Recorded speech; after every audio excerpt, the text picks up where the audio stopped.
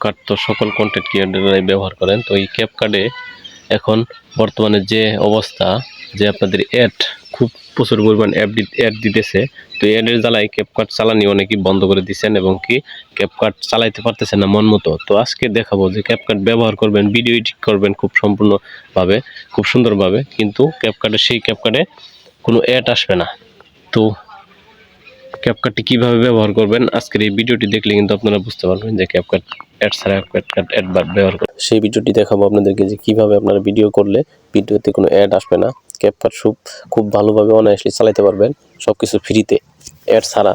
তো এটি করার জন্য সর্বপ্রথম কিন্তু আমি আপনাদেরকে সর্বপ্রথম দেখিয়ে দিই যে আমি ভিডিও এডিট করলে কি আমার কোনো অ্যাড আসে কিনা। তো আমি ভিডিওতে ঢুকলাম, ভিডিওটির পরে আমি আপনাদেরকে দেখাবো যে ক্যাপকাটে কীভাবে সেট আপটা করে নিতে হয়।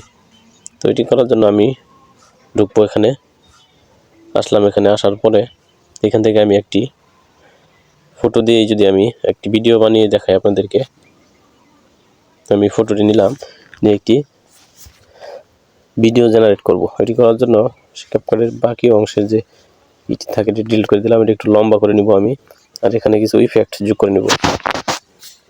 ইফেক্ট যোগ করার জন্য ভিডিওতে যাব, এখানে আসার পরে এখানে অনেক প্রকার লাইটিং ব্যবস্থা আছে, জুম আছে, তো আমি এগুলো একটা দিয়ে নিলাম। তো দিয়ে নেওয়ার পরে একটু কিছু আমি দুই ভাগ করলাম, দুই ভাগ করার পরে তো এখানে মাইনাস অপশনে দিয়ে এখানে একটা ফিল্টার অ্যাড করে দেবো আমি, আপনাদের পছন্দের মতো আপনারা দিয়ে দিবেন। তো আমি দিয়ে দিলাম এটি।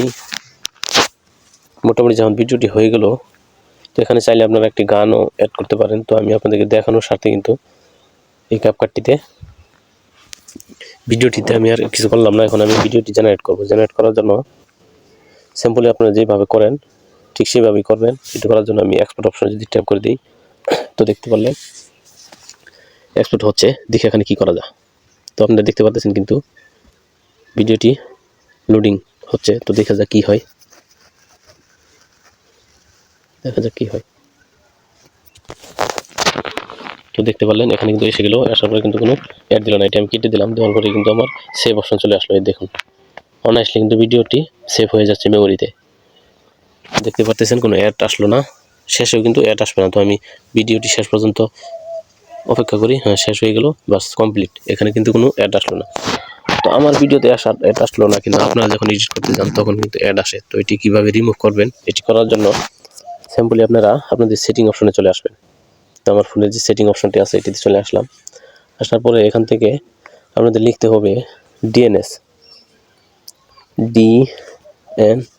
লেখার পরে সার্চ অপশনে সার্চ করে দিব। দেওয়ার পরে এখানে দেখতে পাচ্ছেন যে প্রাইভেট DNS, তো এখানে ট্যাপ করে দিবেন। দেওয়ার পরেই এখানে দেখুন আপনাদের কিন্তু ওই অফটা থাকবে, উপরে এই অফ যে দেখতে পাচ্ছেন এই অফ থাকবে, কিন্তু আমাদের সিলেক্ট করতে হবে কি প্রাইভেট DNS। এখানে যেমন কাস্টমাইজ আসার পরে দেখুন এখানে কি লেখাটা লিখে দিচ্ছে, এই লেখাটা কিন্তু আপনাদের লিখতে হবে এই জায়গাটাতে।